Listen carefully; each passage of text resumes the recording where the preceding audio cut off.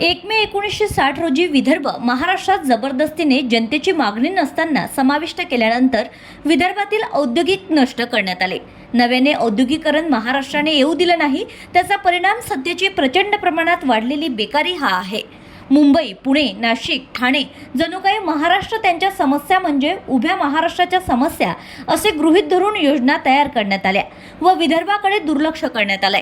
विदर्भाच्या नैसर्गिक संसाधनाचा पद्धतशीर उपयोग करून संपत्ती मात्र उर्वरित महाराष्ट्रात निर्माण करण्यात आली आहे। संपत्तीबरोबर मनुष्यबळ जाणारच, परिणामी विदर्भातील 1 खासदार व 4 आमदार कमी झाले। केंद्र सरकारने विदर्भाच्या मागणीला सतत दुर्लक्ष केल्यामुळे त्याचे परिणाम विदर्भ भोगतो आहे। शेतकऱ्यांच्या आत्महत्या व वाढत्या बेरोजगारीने विदर्भ ग्रासलेला आहे, तेव्हा अनुच्छेद 3 नुसार वेगळा विदर्भ देण्यात यावा अशी मागणी या आंदोलनाद्वारे करण्यात आली आहे।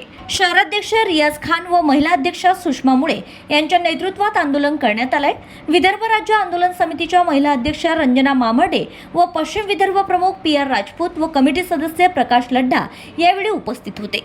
पश्चिम विदर्भ सोशल मीडिया प्रमुख संकेत चौधरी, प्रज्ञा राजपूत, पांडुरंग बिजवे, अनिल वानखडे, सतीश प्रेमलवार, अफसर भाई, अशोक हांडे, प्राध्यापक शरद पुसतकर, डॉक्टर विजय कुबळे, साहेबराव इंगळे, जीवन पचगाडे, अशोकराव राणे यांनीही आंदोलनात सहभाग घेतलाय।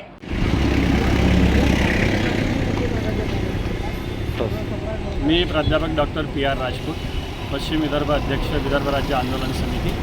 1 दिनाच्या दिवशी 1 मे या रोजी आम्ही इथे सगळे एकत्रित झालेलो आहोत या कारणाने की महाराष्ट्र दिनाचा निषेध करायचा आहे। 1960 पासून महाराष्ट्रामध्ये विदर्भाला फरफटत नेण्यात आलेला आहे आणि त्या दिवसपासून ह्या विदर्भाची अधोगती सुरू झालेली आहे। हा विदर्भ साधन संपत्तीने अत्यंत संपन्न आहे। इथे कुठल्याही प्रकारचं म्हणजे नॅचरल कॅलामिटीज येत नाही, कुठल्याही प्रकारची इथे अनिष्ट येत नाही आणि इथली जमीन सुपीक आहे, इथे खनिजं आहेत, इथे वीज आहे।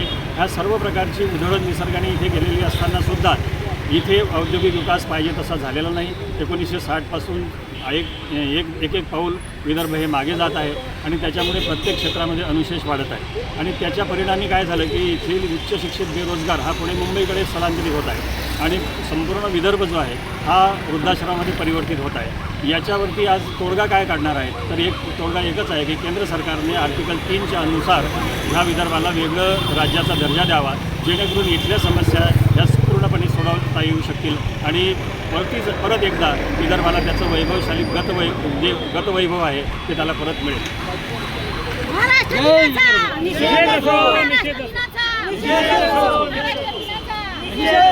आपले राज्य, आपले राज्य, आपले राज्य।